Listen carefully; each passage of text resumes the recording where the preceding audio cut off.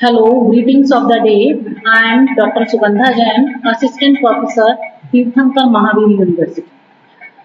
आज हमारा विषय है मलिक मोहम्मद जायसी रचित पद्मावत के मानसरोवर खंड के वह पद जो इस व्याख्या भाग में दिए हुए हैं। मानसरोवर खंड में मलिक मोहम्मद जायसी ने पद्मावती के सौंदर्य का वर्णन किया है।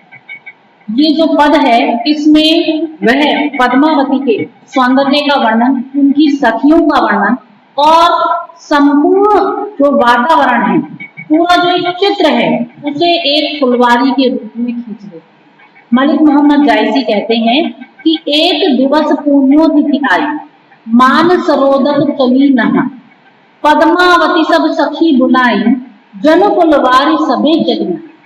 कोई चंपा कोई कुंद सहेली, कोई सुकेत करना रस बेली, कोई सुगुलाल सुदर्शन राती, कोई सु बकावरी बहुचन भाती, कोई सु माल सिरी पुहुपावती, कोई सु जाही जूही सेवती, कोई सोन जरद कोई केसर, कोई सिंगार हार नागेसर, कोई पूजा सदवर्ग चमेली, कोई कदम सुरस रस बेली। चली सबे मालती संग, फूली कवल कुमोद, बेरी रहे गण गंधर्व, बास परम दाम। बहुत ही सुंदर चित्रण किया है। कहते हैं कि एक दिन जो पूर्णिमा की तिथि है, उस पूर्णिमा की तिथि पर, उस पर्व पर रानी पद्मावती मानसरोवर में स्नान करने के लिए चली आती है। और जब वो वहां पर मानसरोवर में स्नान करने के लिए आती हैं तो पद्मावती सब सखी बुलाए, वह अपने साथ अपनी समस्त सखियों को बुला लेती।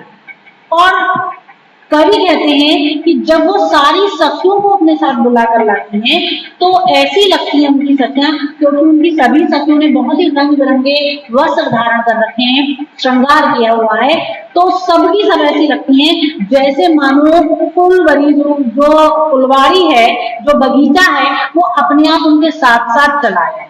इस प्रकार से सुशोभित होती है। तो ऐसा लगता है पूरी की पूरी जो पुष्प वाटिका है वही वहां पर साक्षात उपस्थित हो गई। कोई चंपा कोई कुंद सहेली, कोई तो चंपा के पुष्प के समान सुशोभित हो रही है और कोई सखी जो है वो कुंद के पुष्प के समान बहुत ही सुंदर प्रतीत हो रही है। कोई सुकेत करना रस बोली, कोई जो सखी है वो सुकेत अर्थात सुंदर केतकी के समान दिखाई दे रही है, और कोई तो गुलाब के दर्शन सी प्रतीत हो रही है, जैसे कि लाल गुलाब, मनोरम सुंदर गुलाब वहां पर साक्षात उपस्थित हो गए हों, ऐसी दिखाई दे रही है। गुलाल सुदर्शन राती, लाल लाल गुलाब के समान कोई अपने दर्शन देती हुई प्रतीत हो रही है।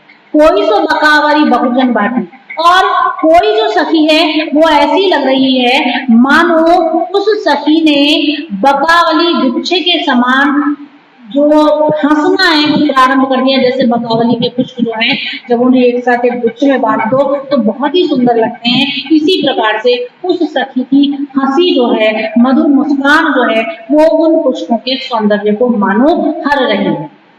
कोई सु बोल बोलासरी पुहुपावती, और कोई जो सखी है कोई सो मालसिरी पुहुपावती, कोई जो सखी है वो मौलश्री का जो पुष्प होता है उसके समान सौंदर्य को हर लेने वाली है, मौलश्री के पुष्प के समान दिखाई दे रही है। और कोई सो जाही जूही सेवती, और कोई एक सखी जो है वह जूही के समान, कोई नाग केसर के समान, कोई श्रृंगार हार के समान, कोई पूजा के समान, कोई हजारा पुष्प के समान दिखाई दे रही है, प्रतीत हो रही है। सारी सखियां रंग बिरंगे वस्त्रों में, रंग बिरंगे फूलों से सुशोभित हो रही हैं।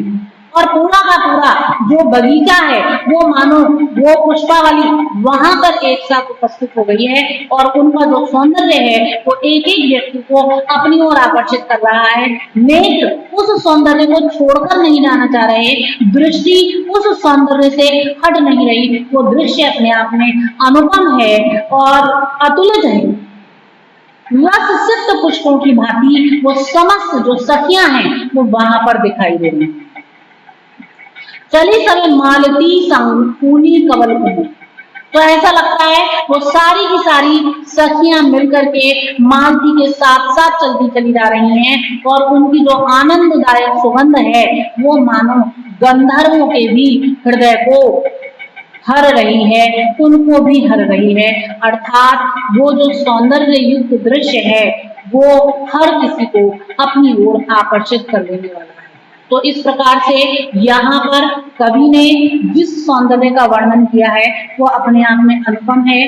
जो वो कहना चाह रहे हैं उससे प्रतीत होता है कि जितनी भी नारियां वहां पर हैं उनके देह से बहुत सुंदर सुंदर पुष्पों की जो सुगंध है वो मानो निकल रही है। और सखियों के संदर्भ में जो सुगंध का प्रयोग कवि ने किया है वो अपने आप में सार्थक बन पड़ा है। उत्प्रेक्षा, रूपक, अनुप्रास अलंकारों का प्रयोग यहाँ कवि ने किया है। Thank you.